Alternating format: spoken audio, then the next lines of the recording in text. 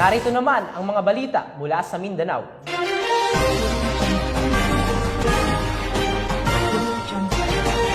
Nabigyan na ng hustisya ang isang pulis na biktima ng pamamaril sa Cotabato City matapos madakip ng mga otoridad ang top 3 most wanted person na sospek sa naturang krimen. Ang matagumpay na operasyon ay bunga ng pagsusumikap ng ating pambansang pulisya na mapanatili ang ligtas at payapang komunidad tungo sa bagong Pilipinas. Patrolwoman Maria Señora Aguya sa report.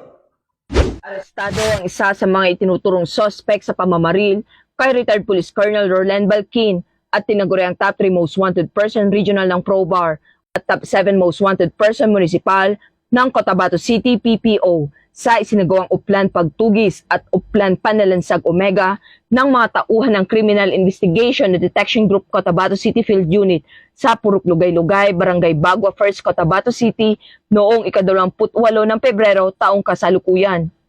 Kinilala ni Police Lieutenant Colonel Ariel T. Huesca, Chief ng CIDG Regional Field Unit BAR, ang suspect na si alias Orlan 31, isang BPAT member na residente ng Kalanganan Mother Barangay, Cotabato City. Naging matagumpay ang pagkakaaresto sa suspect sa ikinasang uplan pagtugis at uplan panalansag Omega ng mga otoridad ng CIDG Cotabato City Field Unit, katuwang ang CIDG Maguindanao Provincial Field Unit, 1st Marine Brigade, Regional Investigation Unit 15 na may koordinasyon sa Police Station 4, Cotabato City Police Station, CCPO, at iba pang law enforcement units sa bisa ng warrant of arrest sa kasong frustrated murder at murder sa ilalim ng Revised Penal Code Article 248 na inisyo ni Honorable Annabel D. P. Piang, Presiding Judge, Regional Trial Court, 12 Judicial Region, Branch 13, Cotabato City noong June 22, 2022 na may inirekomendang piyansang 200,000 pesos para sa frustrated murder at walang inirekomendang piyansa para sa kasong murder. Nakumpiska mula sa suspect ang isang unit ng M1911A1 caliber 45 pistol, isang piraso ng magazine assembly caliber 45 at 8 piraso ng live ammunition ng caliber 45.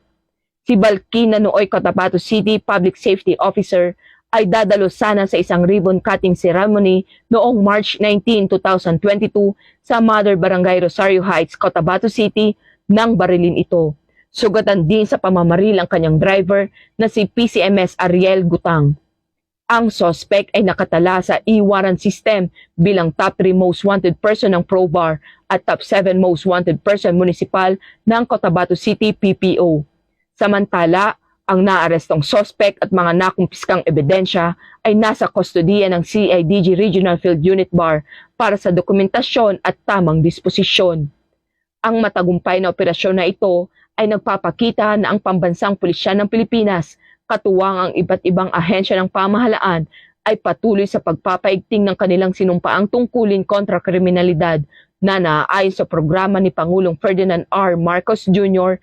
na magkaroon ng maayos, mapayapa at maunlad na bagong Pilipinas. Mula rito sa rehiyon ng Bangsamoro, ako ang iyong PNN correspondent, Patrolwoman Maria Señora Aguya, alaga ng batas, tagataguyod ng Balitang Pulis. Maraming salamat, Patrolwoman Agbuya.